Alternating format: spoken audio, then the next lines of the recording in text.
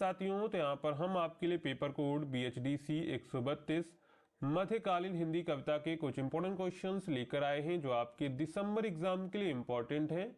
तो आप लोग इस वीडियो को पूरा एंड तक देखिएगा। अगर आपको वीडियो पसंद आता है तो वीडियो को लाइक करिएगा, चैनल को सब्सक्राइब करिएगा एंड वीडियो को अपने दोस्तों में शेयर करना मत भूलिएगा।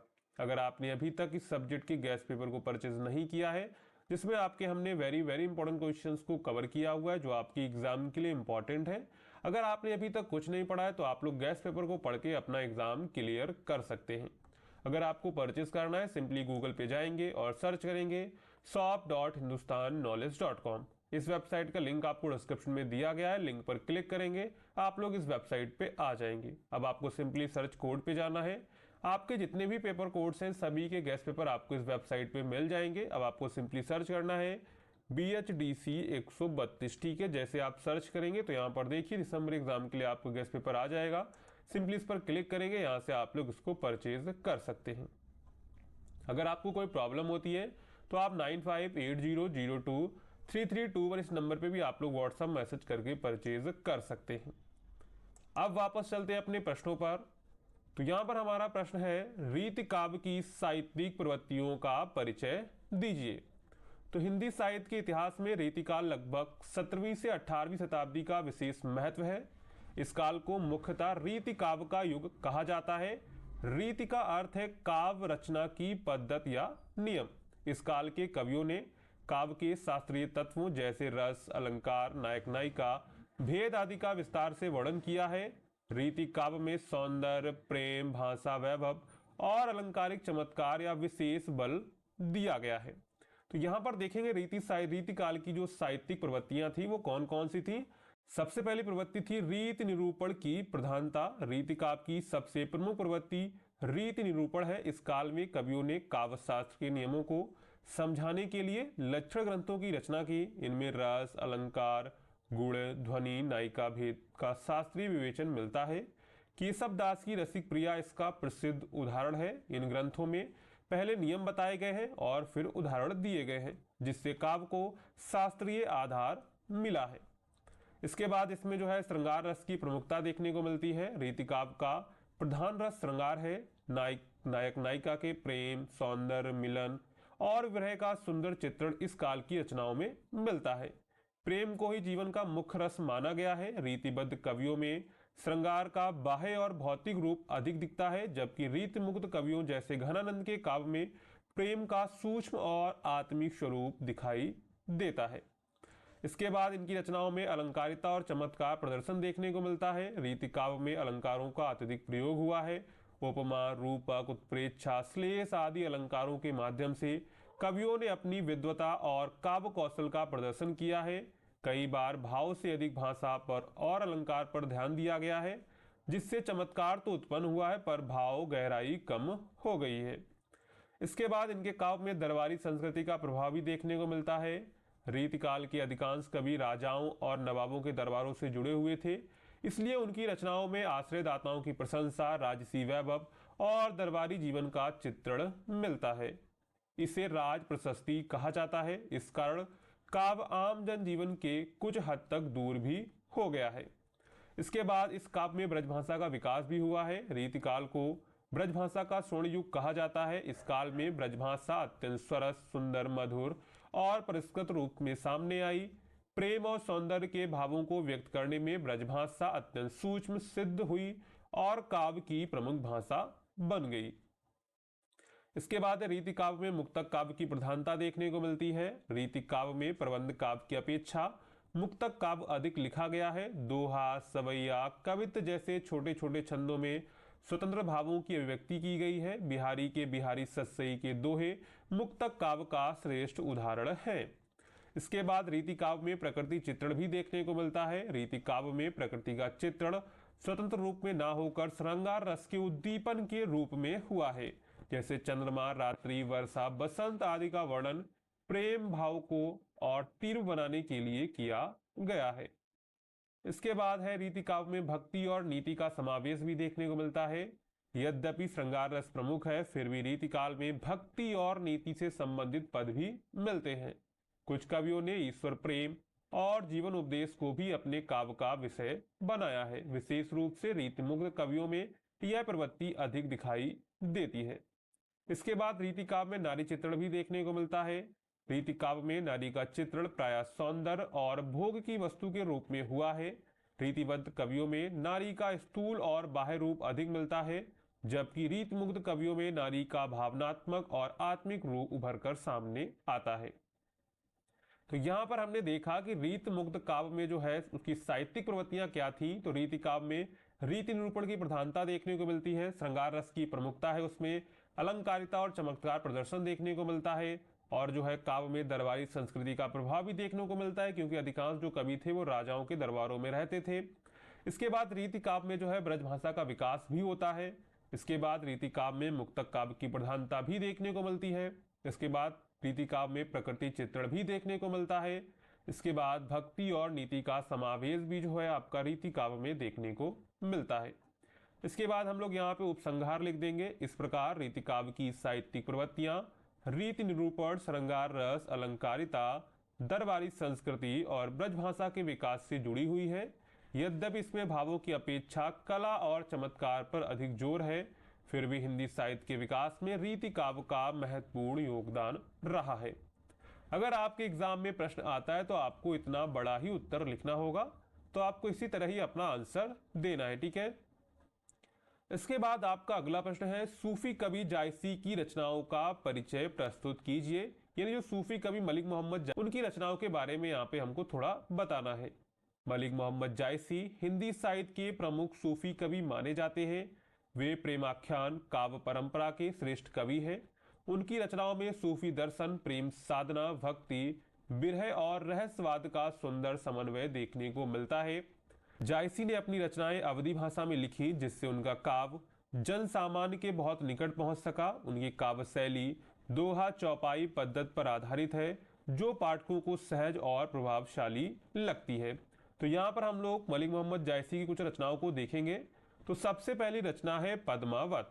तो पद्मावत जायसी की सबसे प्रसिद्ध और महत्वपूर्ण रचना है। यह एक प्रेमाख्यान महाकाव्य है, जिसमें सिंगल द्वीप की राजकुमारी पद्मावती और चित्तौड़ के राजा रतन सेन की प्रेम कथा का वर्णन है। इस कथा के माध्यम से जायसी ने सूफी दर्शन को व्यक्त किया है। इस काव्य में सांसारिक प्रेम के माध्यम से ईश्वर प्रेम और आत्मा परमात्मा के मिलन की भावना दिखाई गई है। पद्मावत की सबसे मानवीय विशेषता नागमती के वियोग का वर्णन है, जिसमें नारी हृदय की पीड़ा को अत्यंत संवेदनशील ढंग से प्रस्तुत किया गया है। इसकी भाषा ठेठ अवधी है और इसमें भारतीय लोक कथा तथा सूफी दर्शन का अद्भुत मेल दिखाई देता है। तो यहाँ पर जो पद्मावत रचना है उसमें किसका वर्णन है? उसमें जो है सिंगल द्वीप की राजकुमारी पद्मावती और चित्तौड़ के राजा रतन सेन की प्रेम कथा का वर्णन है, जिसके माध्यम से जायसी ने सूफी दर्शन को व्यक्त किया हुआ है। इसके बाद दूसरी रचना है अखरावट। तो अखरावट जायसी की एक दार्शनिक रचना है। इसमें सूफी दर्शन और इस्लामी मान्यताओं के आधार पर सृष्टि की उत्पत्ति और विकास का वर्णन किया गया है। इस कृति में अक्षर या वर्णमाला के माध्यम से परमात्मा की व्याख्या की गई है। यह रचना प्रतीकात्मक और गूढ़ अर्थों से भरी हुई है। अखरावट से स्पष्ट होता है कि जायसी केवल प्रेमाख्यान के कवि ही नहीं, बल्कि गहरे दार्शनिक और रहस्यवादी कवि भी थे। इसके बाद इनकी तीसरी रचना है आखिरी कलाम। तो आखिरी कलाम जायसी की एक महत्वपूर्ण रचना मानी जाती है। इसमें उन्होंने मुगल शासक बाबर की प्रशंसा की और साथ ही उस समय की सामाजिक और धार्मिक स्थिति का उल्लेख किया है। इस रचना में कयामत यानी कि न्याय के दिन का वर्णन भी मिलता है, जिससे जायसी की धार्मिक आस्था और सूफी विचारधारा प्रकट होती है। यह कृति उनके युगबोध और ऐतिहासिक चेतना को भी दर्शाती है। इसके बाद अगली रचना है कहरनामा। तो कहरनामा 30 पदों की एक छोटी सी प्रेम कथा है। इसमें प्रेम और विरह की भावनाओं का सजीव चित्रण देखने को मिलता है। यह रचना भावनात्मक दृष्टि से बहुत प्रभावशाली है और इसमें जायसी की काव्यात्मक संवेदना स्पष्ट रूप से दिखाई देती है। कहरनामा में प्रेम को आध्यात्मिक साधना के रूप में प्रस्तुत किया गया है। इसके बाद अगली रचना है चित्ररेखा। तो चित्ररेखा भी एक प्रेमाख्यान काव्य है। इसमें चित्ररेखा और राजकुमारों के प्रेम प्रसंगों का वर्णन मिलता है। इस रचना की शुरुआत सृष्टिकर्ता की वंदना से होती है, जो सूफी परंपरा की विशेषता है। चित्ररेखा में प्रेम, त्याग, ईश्वर भक्ति का भाव प्रमुख रूप से उभर कर आता है। इसके बाद है अगली कहानावत। तो कहानावत जायसी की एक अलग प्रकार की रचना है। इसमें कृष्ण यानी कहना और राधा की प्रेम कथा का वर्णन किया गया है। इस कृति में भक्ति और प्रेम का सुंदर समन्वय है। राधा कृष्ण के प्रेम को भी सूफी प्रेम की तरह आध्यात्मिक रूप दिया गया है, जहां प्रेम ईश्वर प्राप्ति का साधन बन जाता है। इसके बाद देख लेते जायसी की भाषा और काव्य शैली। तो जायसी की भाषा अवधी है, जिसमें लोक भाषा की मधुरता और सरलता मिलती है। उनकी शैली दोहा चौपाई पद्धति पर आधारित है, जिसमें प्रत्येक चौपाई के बाद दोहा आता है। उनकी रचनाओं में सूफी प्रेम दर्शन, रहस्यवाद और भक्ति और मानवीय संवेदना का सुंदर मेल देखने को मिलता है। इसके बाद हम लोग यहाँ पे निष्कर्ष लिख देंगे। तो मलिक मोहम्मद जायसी की रचनाएं हिंदी साहित्य की अमूल्य धरोहर है। उनकी कृतियों में प्रेम, विरह, भक्ति और सूफी दर्शन का गहरा प्रभाव दिखाई देता है। पद्मावत से लेकर कहानावत तक जायसी ने प्रेम को ईश्वर प्राप्ति का मार्ग बताया है। सरल भाषा और भावपूर्ण शैली के कारण उनकी रचनाएं आज भी पाठकों को आकर्षित करती हैं। तो यहाँ पर हमने जो है मलिक मोहम्मद जायसी की कुछ प्रमुख रचनाओं को भी देख लिया है। अगर आपने अभी तक वीडियो को लाइक नहीं किया तो वीडियो को लाइक कर दीजिएगा और आप लोग गेस्ट पेपर को जरूर अच्छे से परचेज कर लीजिएगा, क्योंकि वहां पर हमने आपके लिए जो रिवीजन के लिए इंपॉर्टेंट क्वेश्चंस को दिया हुआ है, जिससे आप लोग अपना फास्ट रिवीजन भी कर सकते हैं। ठीक है। इसके बाद अगला प्रश्न है, भक्ति काव्य की विशेषताएं बताइए। तो हिंदी साहित्य के इतिहास में भक्ति काव्य का विशेष स्थान है। ये काव्य धारा मध्यकाल में विकसित हुई और इसका मुख्य उद्देश्य ईश्वर के प्रति प्रेम, भक्ति, समर्पण की भावना को जन जन तक पहुंचाना था। भक्ति काव्य ने धर्म, समाज, साहित्य तीनों क्षेत्रों को गहराई से प्रभावित किया। इसकी भाषा सरल, भावनाएं सजीव और संदेश लोक कल्याण से जुड़े हुए हैं। इस कारण भक्ति काव्य को हिंदी साहित्य का स्वर्ण युग कहा जाता है।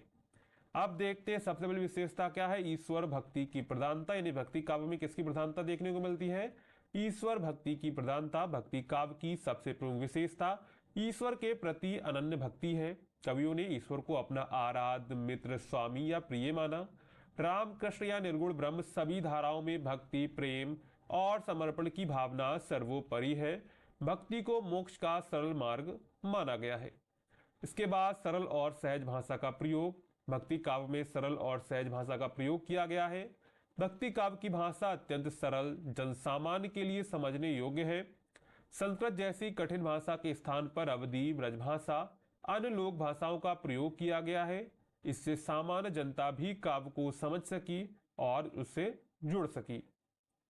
इसके बाद है सामाजिक समरसता और समानता का संदेश। तो भक्ति काव्य ने जाति, वर्ग, धर्म भेदभाव का विरोध किया। संत कवियों ने कहा ईश्वर की भक्ति सभी के लिए समान है। कबीर, रैदास जैसे कवियों ने समाज में समानता और भाईचारे का संदेश दिया और ऊंच नीच की भावना को नकारा। इसके बाद आडंबरों और रूढ़ियों का विरोध किया गया। भक्ति काव्य में पाखंड, बाह्य आडंबर, अंधविश्वास, दिखावटी धार्मिक कर्म कांडों की आलोचना की गई। संत कवियों ने स्पष्ट कहा कि सच्ची भक्ति मन की शुद्धता से होती है, ना कि बाहरी दिखावे से होती है। इसके बाद जो है भक्ति काव्य में गुरु महिमा का महत्व देखने को मिलता है। तो भक्ति काव्य में गुरु को ईश्वर के समान माना गया है। गुरु को अज्ञान से ज्ञान की ओर ले जाने वाला बताया गया है। कबीर जैसे कवियों ने गुरु के महत्व को विशेष रूप से स्वीकार किया और कहा कि गुरु के बिना ईश्वर की प्राप्ति संभव नहीं है। इसके बाद है नैतिकता और आध्यात्मिकता पर बल। तो भक्ति काव्य केवल भक्ति तक सीमित नहीं, बल्कि यह नैतिक जीवन के जीने की प्रेरणा भी देता है। सत्य, अहिंसा, प्रेम, करुणा, दया और सदाचार जैसे गुणों को अपनाने पर जोर देता है। यह काव्य मनुष्य को आध्यात्मिक रूप से उन्नत बनाने का प्रयास भी करता है। इसके बाद है सगुण और निगुण भक्ति धारा। भक्ति काव्य की दो प्रमुख धाराएं हुई, सगुण और निगुण भक्ति धारा। तो सगुण है जिसमें राम और कृष्ण जैसे साकार ईश्वर की उपासना की गई है, और दूसरी है निर्गुण भक्ति। इसमें ईश्वर को निराकार माना गया है, जैसे कबीर की निर्गुण भक्ति। दोनों धाराओं ने अपने अपने तरीके से भक्ति भावना को व्यक्त किया था। तो यहाँ पर जो धाराएं बताई गई, दो पहली है सगुण और दूसरी निर्गुण। तो सगुण में क्या है, सगुण में ईश्वर को साकार माना गया, मतलब कि ईश्वर का एक रूप है। और जबकि निर्गुण भक्ति में क्या बताया, ईश्वर का कोई रूप नहीं, वो निराकार है। ठीक है, लेकिन भक्ति भावना दोनों में है। ठीक है। के बाद है लोकोन्मुखी और जन सुलभ साहित्य। भक्ति काव्य का संबंध लोक जीवन से गहरा है। इसमें सामान्य लोगों की भावनाएं, दुख सुख, प्रेम और पीड़ा का चित्रण मिलता है। इसी कारण यह काव्य जनता के बहुत निकट रहा है और आज लोकप्रिय भी है। इसके बाद जो भक्ति काव्य में संगीतात्मकता देखने को मिलती है, भक्ति काव्य की अनेक रचनाएं गीत पद भजन के रूप में रची गई हैं। इन्हें गाया जा सकता था, जिससे भजन कीर्तन के माध्यम से भक्ति का व्यापक प्रसार हुआ है। इसके बाद हम लोग यहाँ पे उपसंहार लिख देंगे। तो इस प्रकार भक्ति काव्य प्रेम, भक्ति, समानता, नैतिकता का साहित्य है। इसकी सरल भाषा, गहरी भावना और लोक मंगल की चेतना ने इसे जन जन तक पहुंचाया है। आज भी भक्ति काव्य हमें मानवता, सहिष्णुता और सच्ची भक्ति का मार्ग दिखाता है। तो यहाँ पर हमने पेपर कोड BHDC 132 के कुछ इंपॉर्टेंट क्वेश्चंस को डिस्कस किया हुआ है, जो आपकी एग्जाम के लिए इंपॉर्टेंट है। अगर आपको वीडियो पसंद आए हो तो वीडियो को लाइक करिएगा, चैनल को सब्सक्राइब करिएगा। मिलते हैं नेक्स्ट वीडियो में।